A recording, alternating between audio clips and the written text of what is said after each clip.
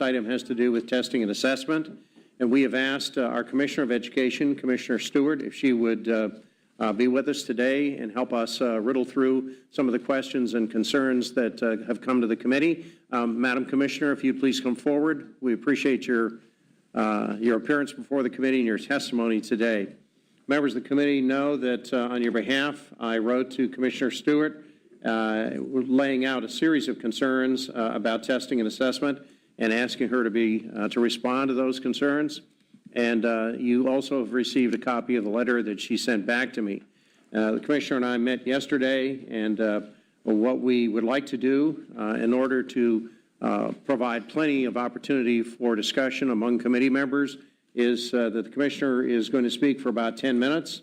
And as to the issues raised in the letter that I sent on behalf of the committee, and then we're going to have ample time for committee members to ask questions and to engage with the Commissioner in a discussion of these issues. So, Madam Commissioner, thank you for being here. Thank you for your service to the people of Florida, and you're recognized. Thank you very much. Chair Gates, Vice Chair Montford, members of the committee, it is good for me to be before you today, and I hope I can shed some light and answer some questions and give you some insight as to Florida's assessment and accountability system. What you see in front of you is statutory provision for assessment as to the purpose of assessment. And I am not going to read statute to legislators who were instrumental in seeing that this legislation be put in place. But what I would like to share with you is a little bit of the results of assessment over time. And I believe that assessments are very important, and that the assessment system in Florida has been one of the reasons that Florida has moved from being near the bottom in the nation in education to being near the top, certainly in the top 10 states in the nation now. And it is in part due to the support provided by assessments. And what I truly believe in my heart is that assessments has afforded students that might not otherwise have been able to have the opportunities that they are now given through assessment. We have evidence of that because Florida has just recently been ranked #1 in the nation in its achievement of our low-income students. #1 in the nation when we look at the performance of low-income students throughout the nation. We are #1. I think that's something that we can be very proud of. We have other indicators that would tell us that it's not only our low-income students, but also our high-achieving students that are achieving better than they ever thought possible. And we are 2nd in the nation for participation in AP and 5th in the nation in the performance of those many, many more students that are taking AP.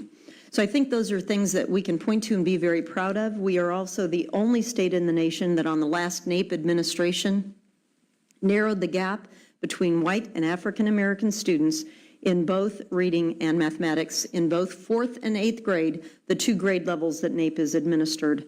And so I think that is important for us to think about as we are reflecting on assessments and the purpose of assessment. And then here what you see is what is required by statute for statewide standardized assessments. And it is important for us to note that there is mandatory participation in the statewide standardized assessment program. So it is expected by legislators that all students participate in the appropriate assessment that is designed for their grade level and subject. And you can see here those areas that there is the statewide standardized assessment program. And I've said before, I believe even to this committee, that we have a moral, ethical, and legal obligation to be sure that the standards that are taught are the standards that are assessed. And so these are the corresponding assessments, and they are aligned to the standards. We also have the provision for the Florida Alternate Assessment, which is the FA, and that is to be administered to students with disabilities. And the statewide standardized assessment also does satisfy our federal requirements in English, language arts, mathematics, and also in science. Remember that there is the exemption for medically fragile students, and that is in law and was adopted into rule in November at the State Board of Education meeting to outline those students for medical exemptions. And as a matter of fact, I have already granted some of those medical exemptions, some of them on a multi-year basis and some of them on a permanent basis as was provided in statute. The statute requires certain uses for those assessments. And I think it's important for us to remember what those uses are. Students in third grade that don't achieve at least a level 2 are required, they must at least achieve a level 2 in order to be promoted to the fourth grade.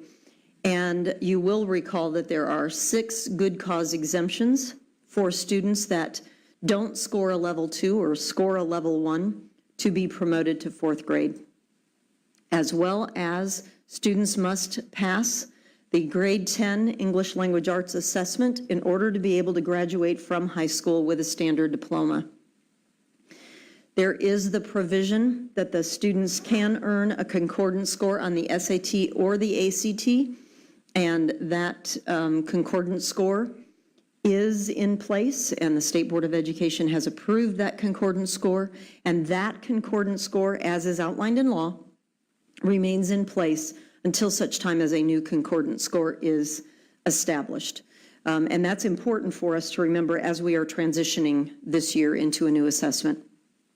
Students must pass the Algebra 1 EOC in order to graduate from high school. So those are the 2 requirements for graduation as far as assessment is concerned. And again, there is the comparative score provided by PERT for a student that does not earn the passing score on the Algebra 1 EOC. And those students that are enrolled in a course that was on the previous slide, that there is a statewide standardized EOC, has to take the assessment, and the results count as 30% of the student's course grade. And then the students that don't meet specific level requirements, don't score a level 3 or higher, must participate in progress monitoring throughout the year. So that is an additional assessment requirement. There are other requirements, but that's the additional assessment requirement that is provided for in law. And then these are some additional state required uses for the assessment. Schools and districts have a requirement, and that is that the achievement and learning gains have to be used in order to determine school grades as well as district grades, and also the school improvement ratings for alternative settings. And then after a school has been identified as one that is in need of improvement, then that is done through the school grade or the school improvement rating, and those schools must also provide, statutorily, must provide progress monitoring. So you see additional assessment requirements at the state level in those 2 instances: students that score a level 1 or 2 or don't score a level 3, and those schools that are identified in needs of improvement. And then our teachers that are teaching courses that are directly related to the state assessment must use growth, or in their teacher evaluation, a learning measure of growth must be used in the performance evaluation for the student, for the teacher, in that portion of the teacher's evaluation that talks about the performance of their students. Here are the other required statewide assessments. You see there the Florida Kindergarten Readiness Screener, and it's required for kindergartners in the first 30 days of school, and it is used to determine the readiness of the performance of VPK providers. The other is what we often refer to as the CELA, and that is the assessment that is for English language learners, and it is required as part of our requirement in law, as well as meeting a federal requirement and helping us in the meta consent decree. And then the NAEP assessment that I referenced earlier that we are performing so well. It is administered as a sample to students in certain grade levels, and it's done every other year. So the comparison I gave you was from 2 years ago. We'll be having new comparisons as we're moving forward. And then the post-secondary education readiness test.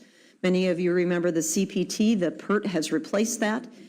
And that is required assessment for those 11th graders that to determine whether or not they are placed in the 12th grade college readiness course. And you'll remember we have a college success course both in reading and in mathematics.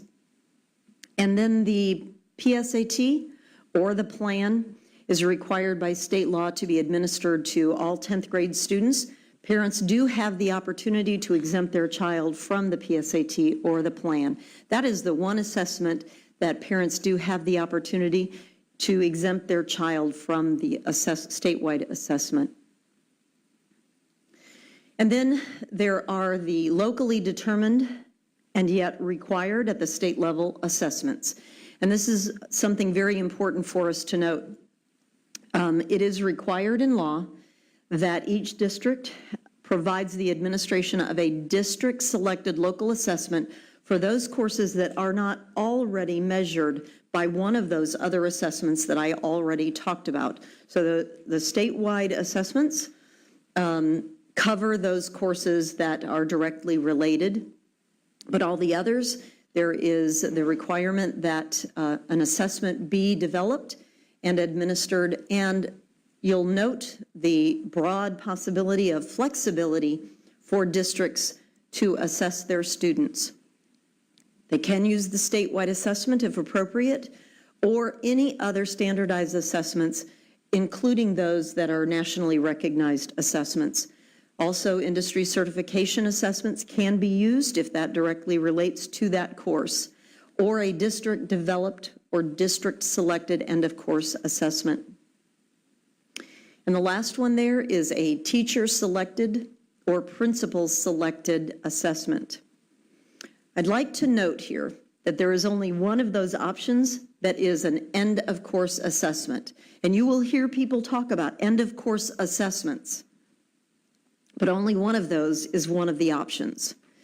And this was where the legislature provided districts with a great deal of flexibility in what they would use to meet that section of law requirement.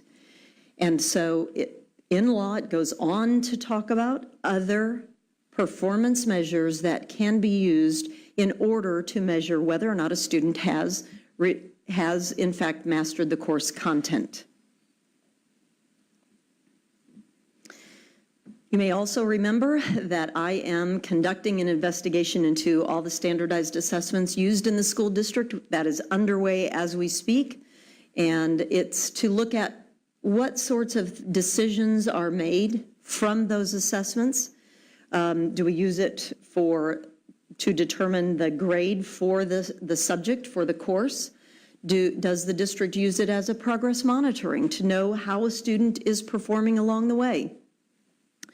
Any other uses that a district might, in fact, be taking it. And why is the student required? I already mentioned one of those, the progress monitoring of students that score at level 1 and 2 or have not shown that they are performing on grade level. That is one of the uses. So what is the locally developed assessment? What is the use that is done in the local district? And whether or not that information is then provided to the teachers, to the students, and to the parents. And how much time is spent on assessment. How often in the year is it given? And in what format is it given? So those are the things that we will be collecting the information on and being able to provide in February. And with that, Chair, I hope I stayed close to my 10 minutes. You did, and thank you very much, Commissioner.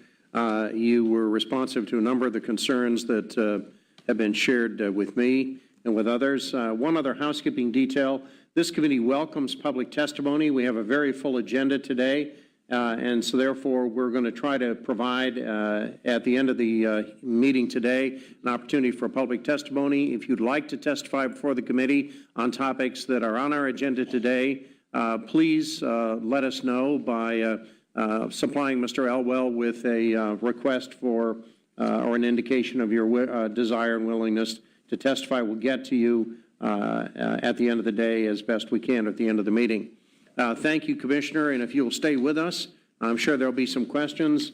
Let me turn to first to my Vice Chair and ask Senator Monfort if you'd like to begin with any comments or questions you have, and then we'll go down the line. Thank you, Mr. Chair, and thank you, Commissioner. That was very informative, and I noted that several times you said required by law, and I appreciate that, and I'll get back to it. If I may take just a moment, Mr. Chair, and I think I can speak for superintendents in that we began this journey 15 years ago on changing the accountability system, changing the way we assess students, changed the way we evaluated teachers, changing the way we pay teachers. So there's a lot of changes in the last 15 years. There's also been a tremendous amount of negative comments about what we're doing in Florida in terms of too many tests and so on. But let me say that I personally, and I think I can speak for school superintendents, in that we do not need to retreat. We do not need to go back to the days before we began the journey that we're on. With that being said, I do have some questions or requests for clarification, Commissioner. One of the things that I know is in law, it says every grade, assessments, every grade, every subject taught. And to school districts, that means every grade, every subject taught. I know there's been a lot of discussion about kindergarten. And quite frankly, when you say every grade, every subject area, that has been interpreted by school districts in many cases as meaning in kindergarten, every grade, every subject, that they don't have the flexibility of not testing every grade, every subject. Can you help me clarify that and legally how school districts can do anything other than every subject, every grade? Mr. Chair. Commissioner. Vice Chair Montford, that's an excellent question, and I think that as I pointed out on the particular slide of local assessments that are required, it is in fact every course, every grade. And there is a nuanced difference between every subject and every course. And so I would suggest that we need to look at what exactly is a course. But to use your example of kindergarten, generally speaking, in kindergarten, we teach English language arts, we teach math, we teach science, we teach social studies, and then there are usually some of those other areas, maybe even we would consider handwriting as a separate subject, or we would consider there's art, music, and PE that may be taught in kindergarten. But there is that flexibility so that we don't have to have an EOC. Remember, on those bullets, there's only one that is an EOC. We wouldn't expect in kindergarten that there would be some formal sit-down bubble-in sheet for a kindergartner to do. I'm not sure that that would be appropriate for a kindergartner. But how a teacher would assess whether or not they have mastered the content of that course. It can be done through a project. It can be done through a portfolio. It can be done on what is determined by the teacher and the principal. If the district decides that's what they're going to do to assess whether or not a kindergartner has mastered that course content, that's what they may choose to do. They could do one assessment that includes reading, math, science, social studies, or those courses that are taught to kindergarten students. But the legislature did come back and provide a great deal of flexibility in what the local assessments could be. And it is important for us to think about them as assessments. We are assessing whether or not students have mastered the course content. So there's not an expectation that a kindergartner sit down and bubble for 6 or 7 assessments, tests, and of course exams. Mr. Vice Chair. Thank you. With that being said, Commissioner, do you believe that school districts have that option today to only give one test for kindergarten? Commissioner. I believe without a doubt they have that ability. If they can assess whether or not a student has mastered the courses that a kindergartner is taking, they may do that. They have that flexibility. Having been a high school teacher, principal, I'm not exactly real close to kindergarten, but I believe that there's course codes in there in kindergarten, 3, 4, 5 of them. I can tell you that when school districts look at that, every course, every subject, they have interpreted that, and that's statewide. I mean, for a number of years now, they've interpreted that as, you've got to have a test, this many tests for kindergartners. So I'm glad to hear you say that, and I know you'll stand next to superintendents when the criticism comes, and if there is a different interpretation. But let me skip now over to another area to combine the two. I think something that many people miss is that parallel to the student assessment, we have teacher evaluations, which, by the way, will determine 50% of a teacher's evaluation will be based on how well their students do. And their evaluation will determine whether or not they get a contract for the next year, because teachers, the new way of doing it now is teachers are hired on an annual basis, and if we use performance pay, then a tremendous amount of that decision whether or not to offer that teacher another contract and her pay, his or her pay, eventually will be based on that. So with that being said, if you look at the 5 options that we have previously up there, and that's state assessment, other standardized assessments, including national recognized standard assessments, industry certification, district developed or district selected in the course assessments. And then the 5th one is teacher selected or principal selected evaluations. Number 5 there, I would suggest would not be appropriate to use for teacher evaluation purposes. Would you agree with that? Commissioner. I think that that's going to have to be determined at the district level, but I'd like to add here that for teachers who have teach courses that are covered under one of the other, particularly the statewide assessment, the law is not specific as to how much of that 50% has to be utilized of each of those assessment areas. So if a district decides that a kindergarten teacher, for instance, spends most of their time on reading and mathematics, and that's appropriate, then it could be a heavier weight in that 50% of the student performance based on that part of the assessment of their students. Follow. Yes, sir, of course. But let's go to a high school teacher. Teaches 4 subjects, one and one other subject. I think we'd be going down a slippery slope if we let each teacher in Florida make up their teacher selected or principal selected assessment. Even in one school, you may have 2 teachers teaching the same just subject whose evaluation would be based on a teacher selected assessment. I think that's a slippery slope. Would you agree? Commissioner. I would suggest to you that the more we can, for students' benefits, standardize how we assess our students, it's better for our students. It's better, remember, as we have moved into the standardized of assessing our students, we got better as a state in reading, language arts, and mathematics. So the more we can standardize assessments for students in every subject, the better off our students will be. And then I think, to your point, the ancillary benefit of that would be that for teacher evaluation purposes, you have a more standardized measure that you're using. But I think you can standardize your measure even on those kinds of portfolio or performance-based assessments that are utilized by establishing rubrics that might be used to measure those kinds of things. And for some courses, that's more appropriate. And, Mr. Chair, I've got a serious question, so you don't mind, I don't mind giving up my time to other people now, so you just pull the plug on me.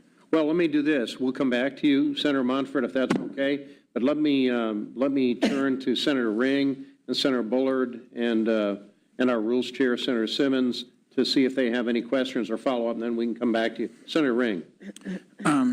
Yeah, Mr. Chair, and I'm not sure this is the time to spend a lot of time on this issue, but I think somewhere down we're going to have to. It relates to the PERT exam, which is a college readiness exam, yet somehow it's not comprehending with me, or maybe there's a disconnect on a lot of our colleges, and we've dealt with this remediation issue for years. How much of these students go to our colleges, and certainly our state colleges, I think the college presidents would agree, aren't ready. So, where is there a disconnect between what that exam and the actual students that are going to the state college where there isn't real college readiness right now? Commissioner? That's an excellent question, Senator Ring, and I appreciate your asking that question. I think that we are just now going to begin having those students that have taken the PERT matriculate into our college system, and so we're going to have a better handle on that this current year and moving forward. And we will collect that longitudinal data. I think one of the other things important to note, and I don't recall these figures off the top of my head, but those students that are not college ready are really more from the older students that are coming back rather than from those that are directly out of high school. But we can get those figures for you and would be happy to follow up and send those figures to you. Thank you. Just to follow up for the chair then. Of course. So in the past, remediation has been a significant issue, and I'd like to maybe this year put on the agenda, when we changed remediation 2 years ago and the way it worked, how has it been effective? And kind of look at that during this process of this committee. Yes, sir, absolutely. Senator Bullard, did you have any comments at this point? Yes, Mr. Chair, thank you so much. And thank you, Commissioner. I'm trying to sort of formulate and figure out why certain things aren't jotting on one side in comparison to what you presented. So my question, you may not have touched on this, but this is something that, of course, is also state mandate. So there's a requirement that we must have at minimum 180 days of school, yes, currently? Commissioner? I believe the statutory requirement is 900 hours. Okay, well, 180 ultimately becomes the equivalent. And so in the district one of the districts I represent, it's been brought to my attention that they're looking at approximately 60 days of testing out of 180 days of school. Now, what you presented sort of alludes to the idea that there is flexibility and there's ability to scale down that number. And my question to you is it more on the districts, the state, or a combination of the two that is driving that 1/3 of the school year ultimately has been dedicated to testing? What's the driving force behind that? Commissioner? Thank you, Senator Bullard. That also is a very good question. In this afternoon's Senate committee meeting, I will be talking about that in a little more detail, but let me just share with you that I think that it is a combination, but as I presented earlier, some of those local assessments are in fact statutorily required. You see some of that there. So without seeing that specifically, I can't address that. But two things that I'd like to point out. One is that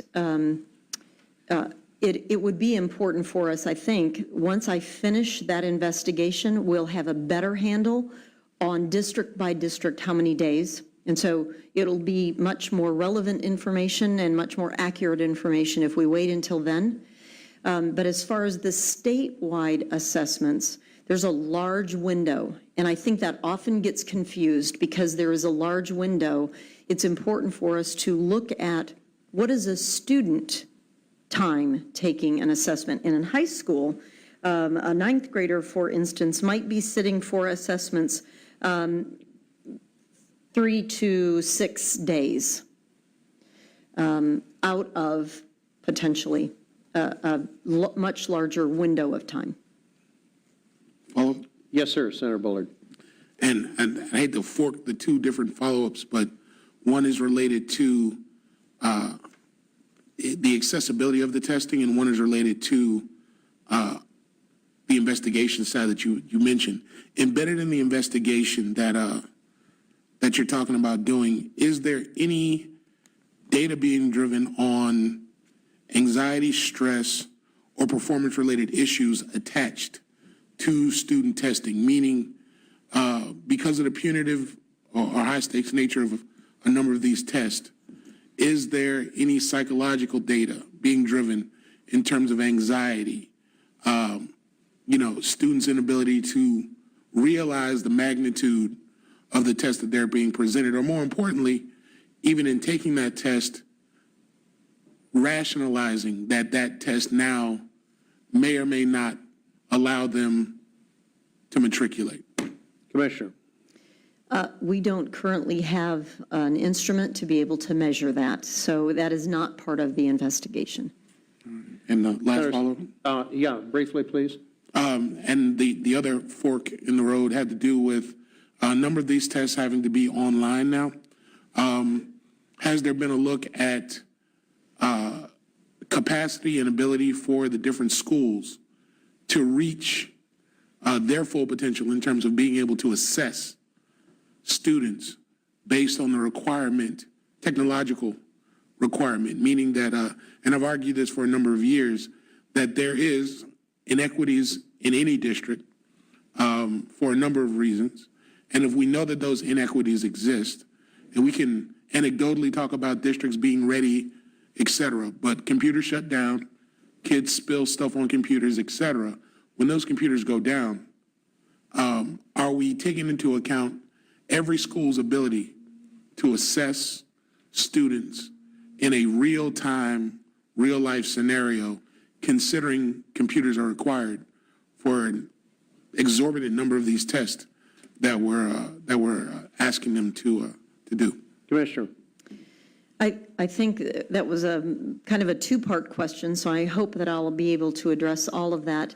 We did phase in our computer-based testing, and last year we had 14 of the assessments were computer-based, and we'll be adding 5 this current school year. When we look at elementary through high school, we'll be adding 5 more that are computer-based. The districts, and in fact, January 20th, will begin that process of collecting the information from districts on their readiness to be able to administer the computer-based assessments. And they have certified to us that they are ready. There were a few districts that sent back to us and said, we have this and this and this to do technologically in order to be ready. And so districts are ready. I think the more important question, and I've said it to this committee and other committees before, is whether or not we believe that technology enhances instruction, and if so, what are we able to do in districts to help provide the necessary technology so that students can, in fact, enhance their learning. And more so than being computer-based testing, I think we need to look at the technology from an educational view rather than merely a testing view. Senator Simmons, did you have any questions at this point, sir? Yes, Mr. Chair, and thank you. Commissioner, I agree with the members who have voiced the belief that we are where we are today in the state of Florida and have come so far, and we have come so far because we have demanded accountability of our students. where we were very low nationwide in our rankings. We are now acknowledged to be one of the best K through 12 systems in the nation. And where I have been, people have, particularly other legislators, have looked at Florida as a model. And as we criticize ourselves, we sometimes tend to forget how far we have come and how much we have done for the children here in the state of Florida. And so with that as a backdrop, I know that this last summer I had the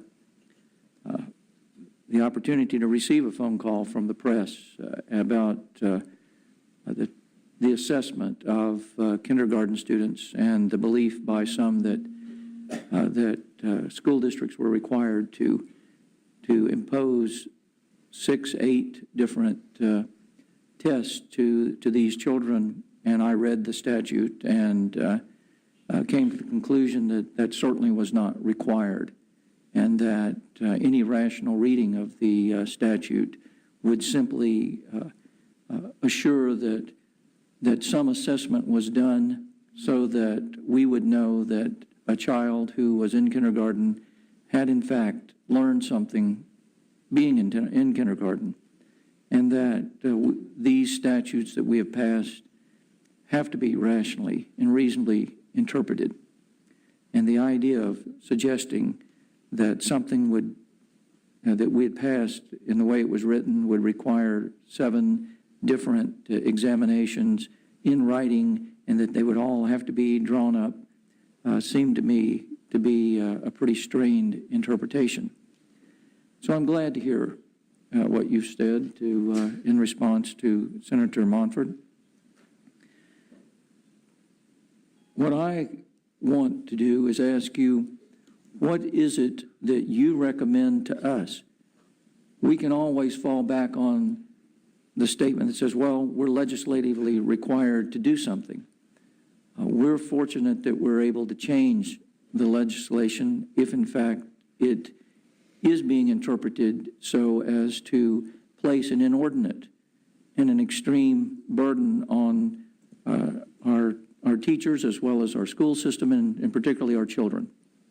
And so we've got the chance here this spring to do a rewrite of this so that we can, in fact, assure that we're not over-testing our children, and that we can assure that we provide a roadmap for the districts as to how to do this. Because I believe that our testing has been like Paris, built up over a period of time, and it's just a jumbled group of roads that our school districts are now trying to navigate. And so what I'm looking for, and I think what this committee is looking for, is the opportunity to create a roadmap for our school districts that says these are the tests that you need to be administering. This is sufficient. It's not excessive. And this is our opportunity to hear from the parents, from the teachers, from the DOE, particularly you, as to what is the right amount of testing that we need to do.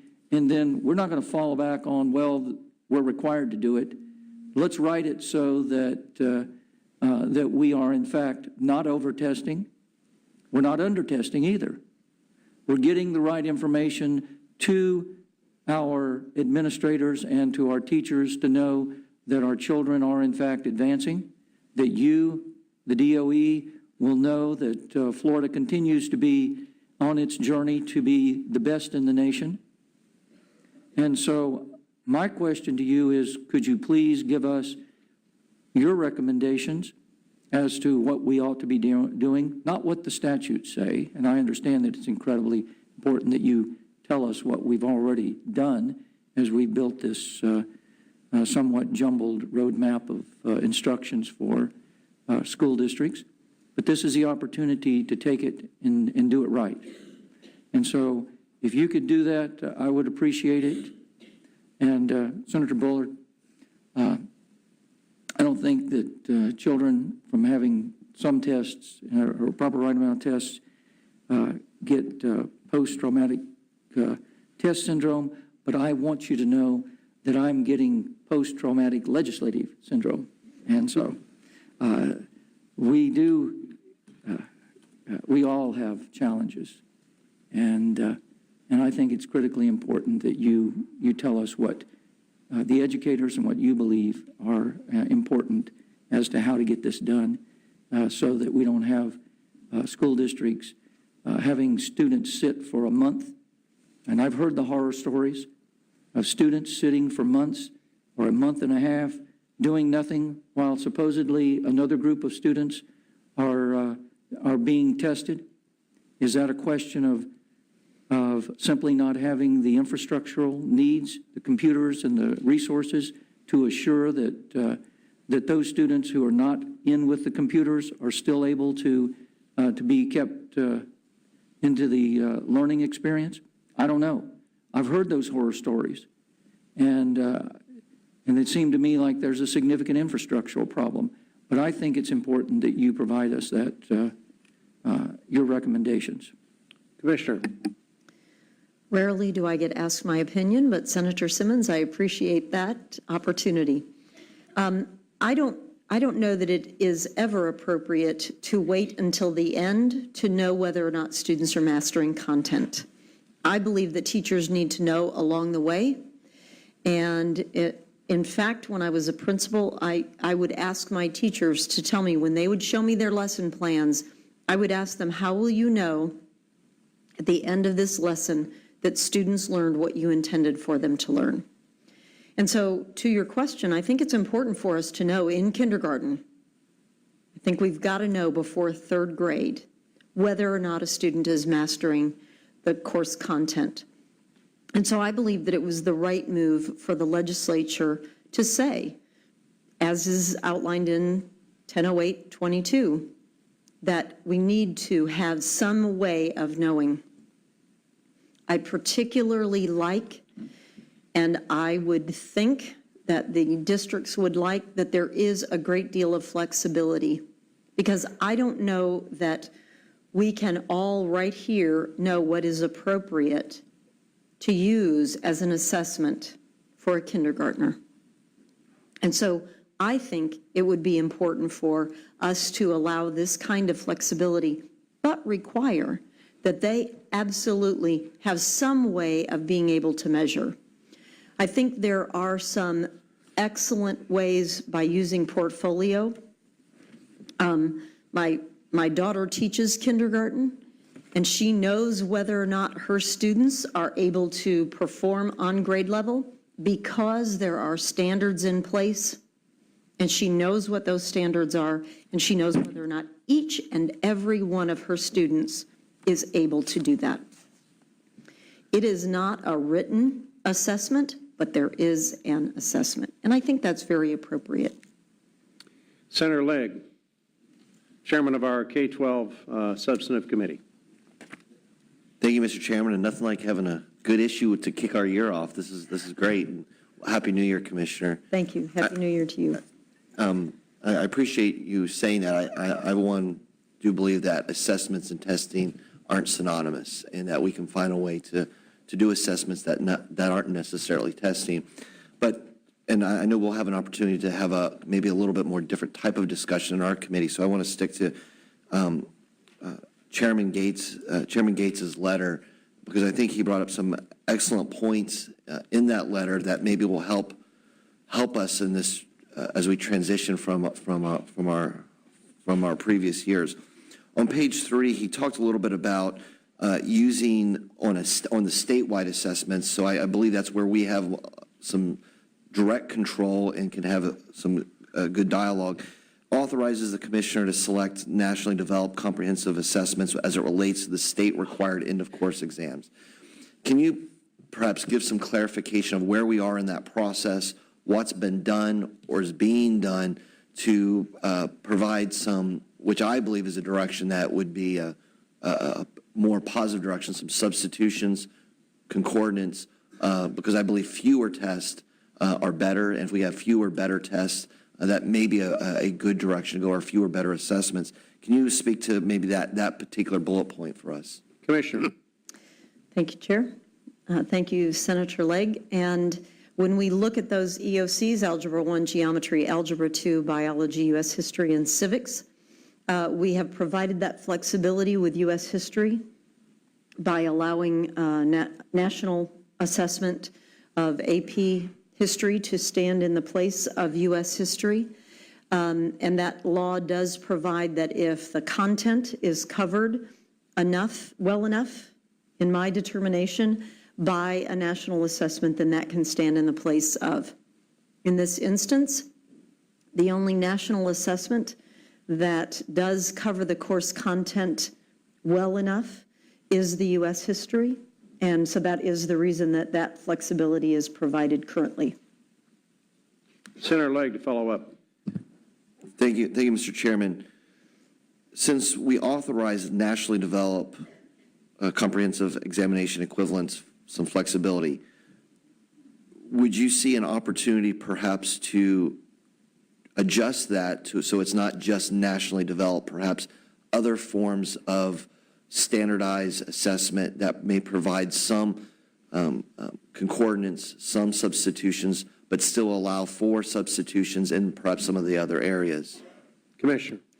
I would implement the laws that this legislature does put forward, and if you feel that there should be some other assessments other than national assessments that could stand in the place of, I do believe that that portion of the statute that says that covers the content, if the legislature and as educators we believe that Algebra 1, Geometry, Algebra 2, Biology, and Civics is in fact important, then I think it would be important for us to know whether or not students have mastered that content.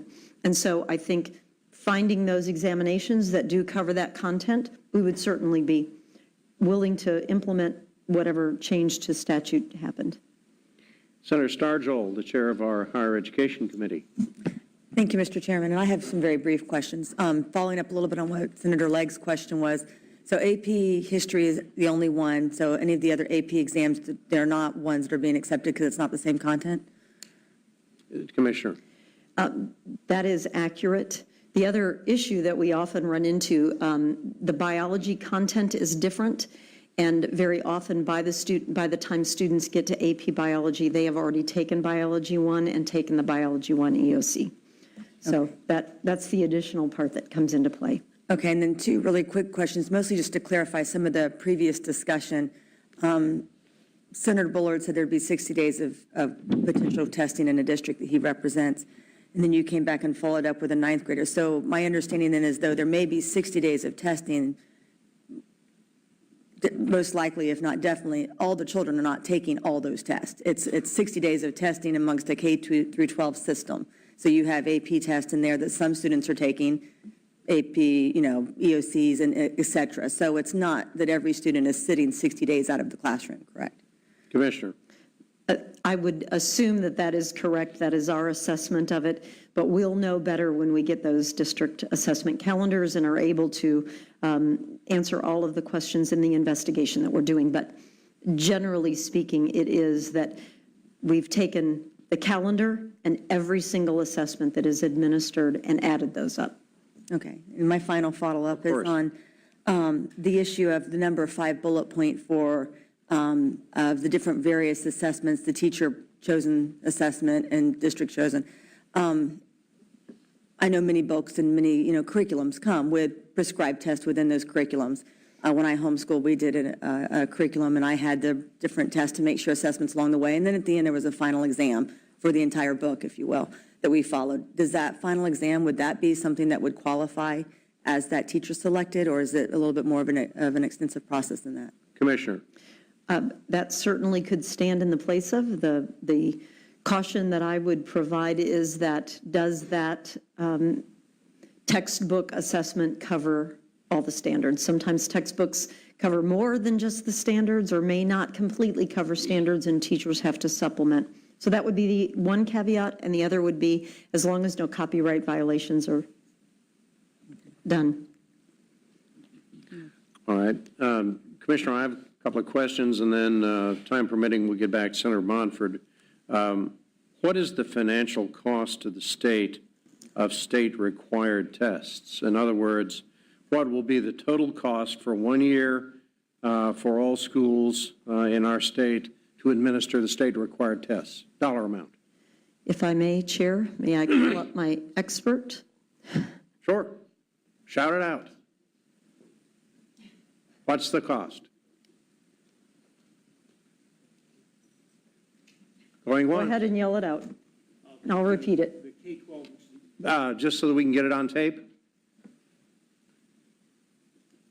Vince Burgess is coming up. He's Assistant Deputy Commissioner of Assessment. Great. And Vince, if you wouldn't mind filling out a card later, what's the dollar amount, sir? So the entire K-12, which includes post-secondary, PERT, a number of assessments for this, State-required assessments, what's the cost? approximately $90 million. $90 million. Okay, thank you. Yes, Mr. Vice Chair. Thank you, Mr. Chair. What state assessments are you including? Because if you're not including, if you're talking just about the FSA, there are a lot more state-required exams than just FSA. Chair. Vince?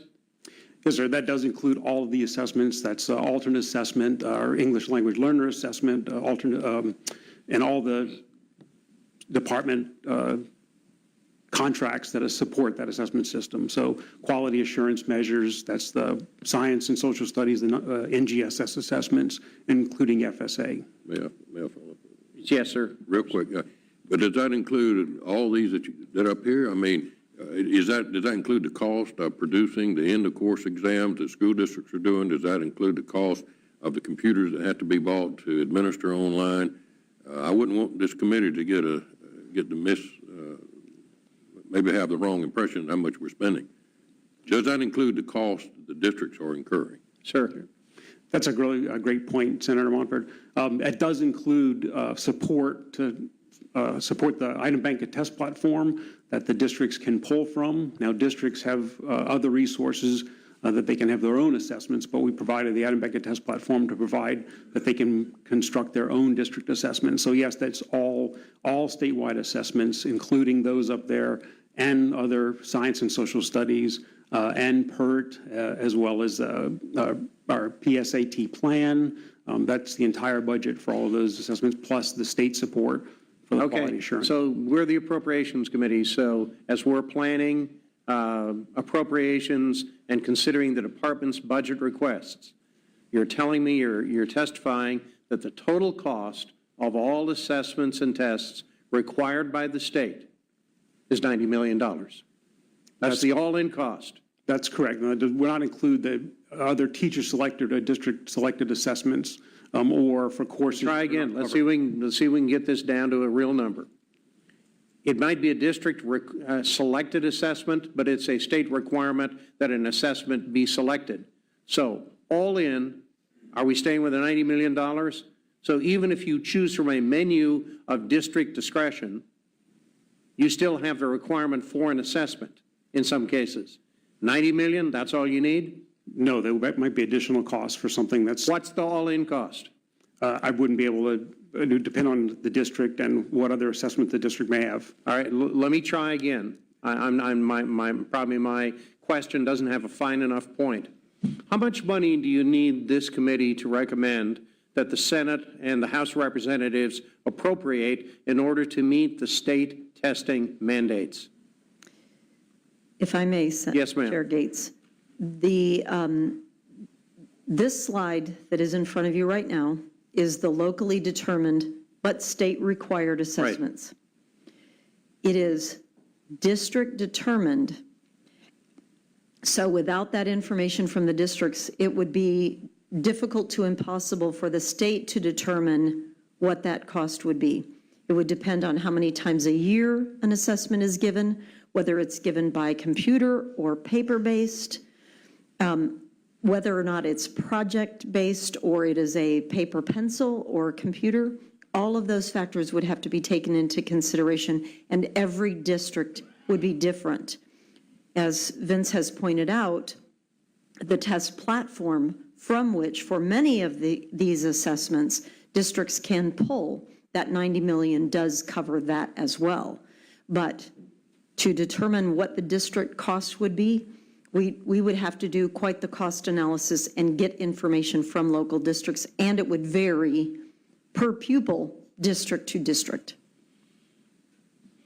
Okay, but you could understand that when we say that the district has discretion to choose among options for an assessment, but yet they must do the assessment, That's right. there is a hard cost to that. So since we are the Appropriations Committee, not the Policy Committee, we will need to know before we put pen to paper to create our appropriations recommendations to Senator Lee and to the President, how much money are we talking about? And it is probably a good thing to know how much this costs. Okay? All right. My next question would be, what's the reason for the 11th grade ELA assessment? Very good question, First, Chair. is it required? And second, why? It is required in statute. And so if it is decided that the 11th grade ELA assessment is not important, it could be legislative change in order to remove it. I think that it can be used appropriately so that we can know whether or not in 11th grade our students are in fact learning the content that is important for them to learn in 11th grade. The other use that can be made is that it could be, instead of PERT, it could be the stand-in for whether or not a student goes into that college success course in their 12th grade year. So there can be uses for it that can in fact be very, very helpful. And right now it is a statutory requirement. Okay, so if there were to be a judgment made that it was not essential, we would need an amendment to statute. Is that what you're saying? Yes, sir, that is correct. All right. Let me get to another cost question. We require assessments to be done. One of the options is a end-of-course assessment. As Senator Monfort has pointed out, if I'm a teacher and my evaluation and my next year's employment and a portion of my pay, depending upon end-of-course exams, and if I'm free to create the end-of-course exam, that's a hell of a deal. So my question is, do we have a figure on how much it's costing us for end-of-course exams? Do we know how much the cost is for end-of-course exams? There have been some vendors selected. Do we know how much we have contracted to pay the vendors? And where are we in terms of our expenditure of cash and being able to get these end-of-course exams done? The only end-of-course exams that we know the cost of are the ones that are the state administered. And how much end is of that? course. That's included in the 90 million. That's in the 90 million too? Yes. Okay.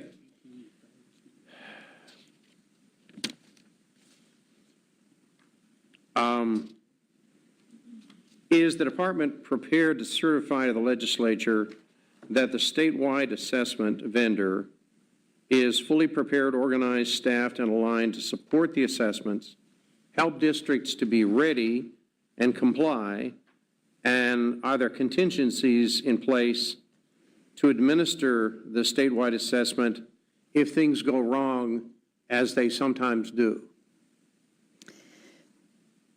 That was a multi-part question. I hope I can address each one, but I'll rely on you to bring me back to any that I don't cover. Sure. I am ready to certify that we are absolutely on track to administer the new FSA on time and appropriately. Just as with FCAT, we did not and we do not have a contingency plan. And to Senator Bullard's earlier point, are you prepared to certify that districts are ready with the technology that's necessary? And let me caveat that and say, it is my understanding that some tests can be done with paper and pencil. Maybe all tests can. You can illuminate that issue for us. But are all districts ready with the testing infrastructure to be able to administer, proctor, and complete these tests, whether it be by paper and pencil, if that's permitted, or with technology, if that's required. Let me share with you that last year, districts certified to us, as I shared earlier, that they were in fact ready for computer-based testing for last year. We don't have that certification yet this year. That will go out to districts January 20th, and we'll know after that time whether or not districts are prepared. But if I may, I will tell you that last year, the computer-based assessment was given in reading grades 6 through 10, as well as the grade 10 reading retake, mathematics grades 5 and 6, and the EOCs that are algebra 1 and geometry, and then, of course, the grade 10 mathematics retake assessment that continues to be administered. For 14-15, we will be adding on computer-based English language arts, not including the writing portion of that, and grades 7 and 8 mathematics. To your question about paper-based assessment, the writing portion in grades 4 through 7 is paper-based, and we do have a paper-based option for roughly about 3% of the population if their IEP dictates that that's what they need. If we have a student or a school or a district that isn't ready technologically to use technology as a way of taking or administering the test, are we prepared, and do we allow students, schools, and districts to use paper and pencil for any tests or all tests? Even if that's not called for in the IEP? The only provision is for those whose IEP dictates that it should be paper pencil. We don't have the provision for paper-based on a school basis or a district-wide basis, just those students that their IEP requires that. And so that's why we're relying on the representation that you've made that all districts are ready technologically. You are right. Okay. Senator Monfort. Thank you, Mr. Chair. Commissioner, I would feel very uncomfortable leaving here today thinking that all districts are ready from a technological standpoint to administer the assessments this year. I think I'm aware of the survey that you're referring to, and I think it perhaps said how many computers do you have and so on, which brings up another point that I wanted to make, and that was there is a cost for the district to get to the point where they have to be this year. Not only is there a cost, a financial cost, but there's a cost in time as well. I'm just real uncomfortable thinking that things will go well from a technological standpoint. I believe we've had some difficulties in the past, how this worked. I'm not a tech person, but I know we've had some problems, and I know that if some schools, they took this day and whatever happened, it didn't work, so they had to schedule another day. Not only that, I believe that what was counted in this survey is like, make it simple, total number of computers they had in the school, including the computers in labs, including the computers that in the media center. And in effect, what that does when you look, I was talking to a tech person last night, and if you look at the increase in number of exams and the number of days this year over last year. For example, the grade 3 FCAT was 140 minutes, and this year it'd be 160 minutes, which is only 20 minutes, but that doesn't sound like much. But when you multiply that, it's tremendous. My point is that when you shut down a computer lab for a number of days to use it for assessment purposes, those kids that were originally supposed to be in that computer lab are not there. And so I hate to even say this, but I've been told that there are some schools that tell the students, well, you might as well stay at home today because you can't get in the computer lab because we're testing. I'm not saying that that's an appropriate response to that. But I'm very, very uncomfortable that the districts are where they really need to be. We've got districts that don't even have cell service, much less computers that whatever it is out there that they need. I've got a picture here that I brought from a rural district in North Florida. It looked like a spider legs where they got so many extension cords and everything going. And all you need is one fuse blown and it's gone.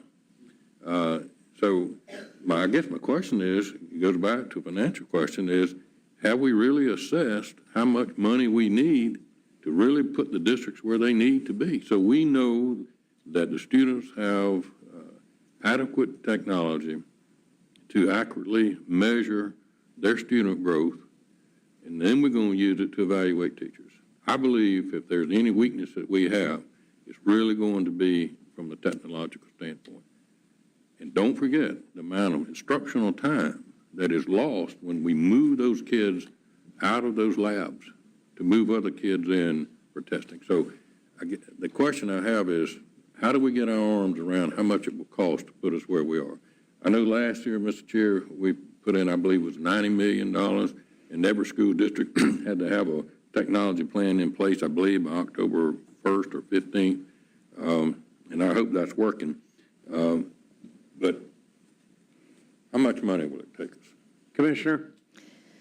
Chair, Vice Chair Montford, I don't know that I can tell you a number today, but a couple of things that I want to clarify is that the survey doesn't just ask how many computers you have in the school.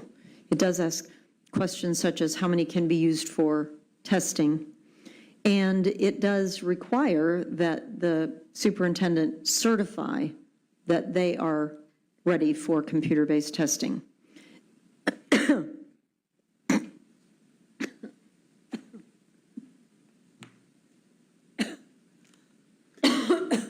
So I want to, while the chair.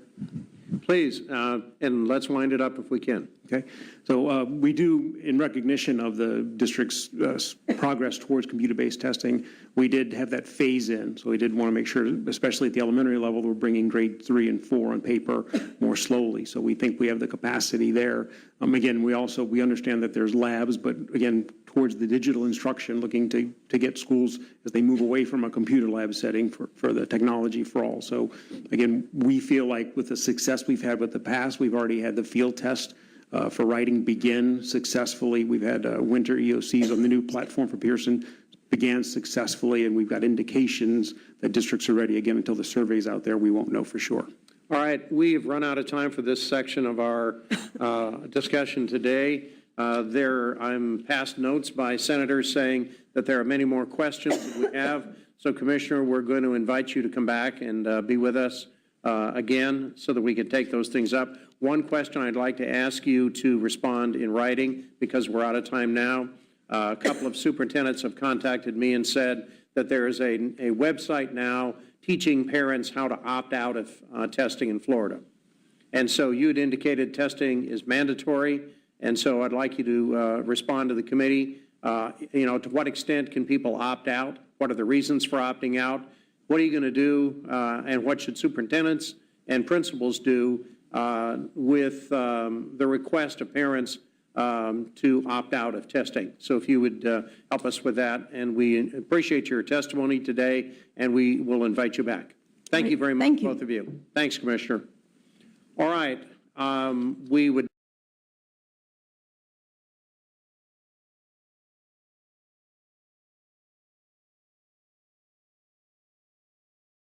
like to give them an opportunity to speak.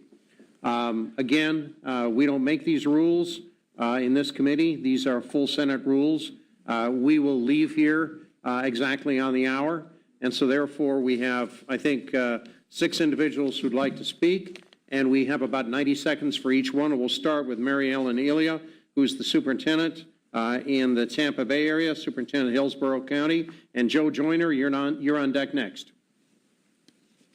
Madam morning. Superintendent, thank you for being here. Thank you very much for this opportunity. I want to address one issue, and I promise I'll be really quickly.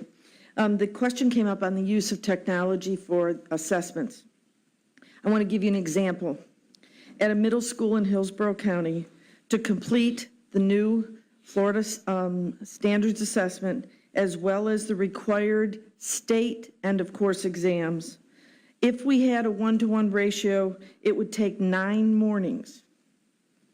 Without the 1-to-1 ratio, which even in Hillsborough, we're kind of ahead of the game of a number of districts in terms of technology, and I do assess that we are ready because we have the infrastructure in place and we do have some computers, but we don't have 1-to-1.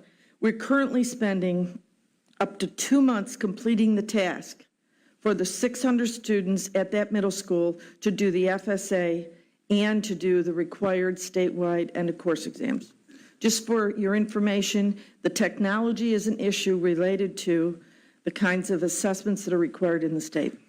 Thank you, Superintendent. Superintendent Joyner, Joe Joyner, is Superintendent of St. Johns County. He leads the #1 school district in the state of Florida, ranks #1 in virtually every index of performance. Thank you, Mr. Chairman, and I'll take just 30 seconds. I just want to, the commissioner did a great job of setting the table of where we are, and I think the members did a great job outlining the concerns, and you understand the issue, obviously. I would just suggest a couple of things. I think what Senator Mumford said at the very beginning, let's don't retreat, I think is an important thing right now. I do believe that as a state, we absolutely need high expectations, so rigor matters. I think we definitely need accountability, and testing is the way to get to that accountability, and we do need that, and we need great teachers. And that's the formula for success that has been in St. Johns County. And so we do need to stay the course. We have talked, and we would ask and hopefully be involved in any sort of discussion on any sort of recommendations to tweak the system to where we think it'd be more workable. This has a lot of moving parts, as you've heard. It affects a lot of different children. It also affects teachers at the same time.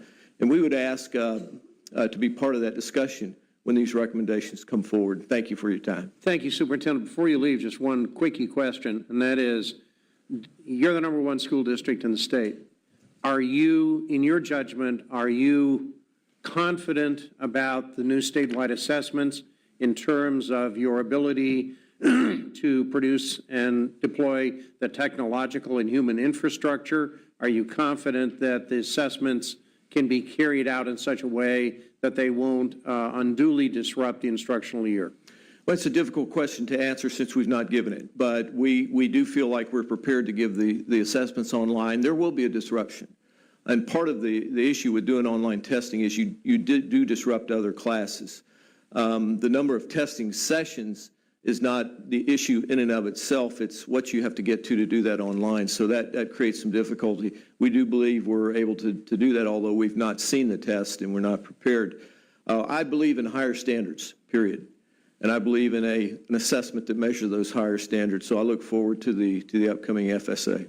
Thank you, Superintendent. Superintendent Carleen Anderson from Walton County, from my part of the state, lifted that school district from, down in the middle of the pack or the lower part of the pack to the top tier in Florida performance. You're recognized, ma'am. Welcome. Thank you, Mr. Chairman. Just wanted to mention that although the legislation requires in 2 separate bills assessment and teacher accountability, they are intertwined and cannot be separated because assessment is what drives the teacher accountability. And so when we're remembering about assessment, we have to remember that this is very personal to our teachers. It's very personal to our parents because indeed a teacher's pay is now tied to how her students perform.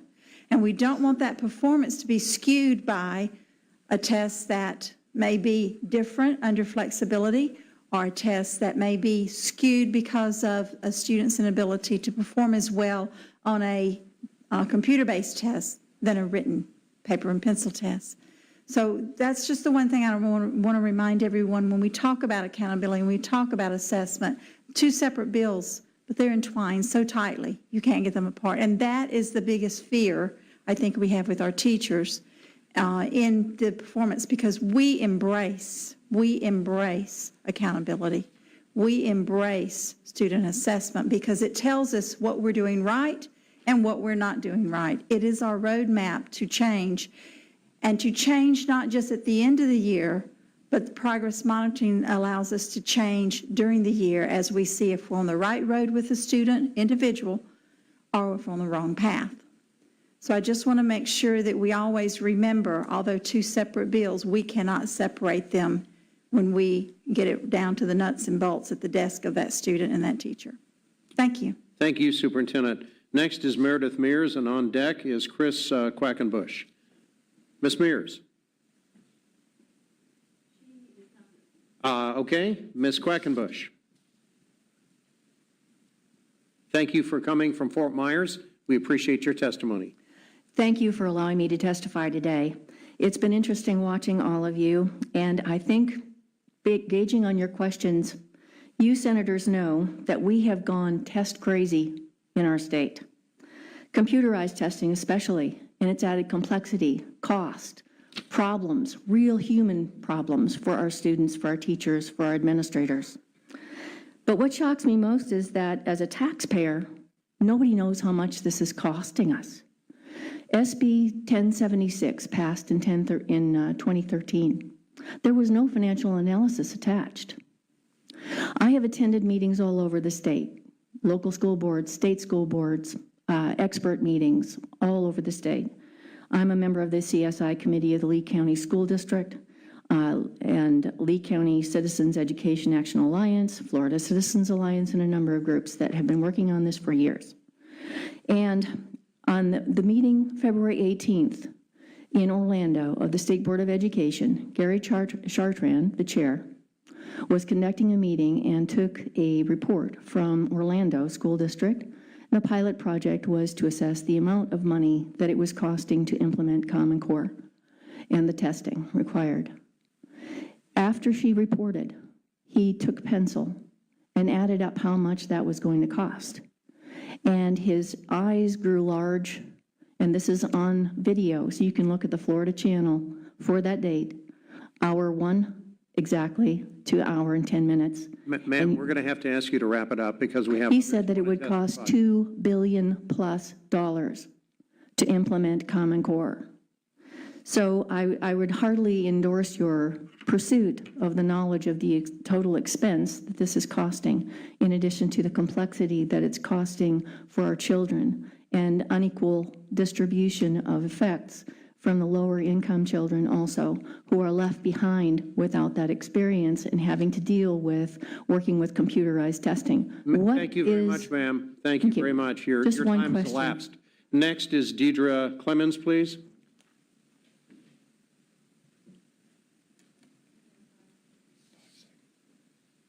Hello. Very briefly, ma'am, please. Deirdre I Clemens from apologize. Collier County. As a parent, I would say go back to paper and pencil tests. Why?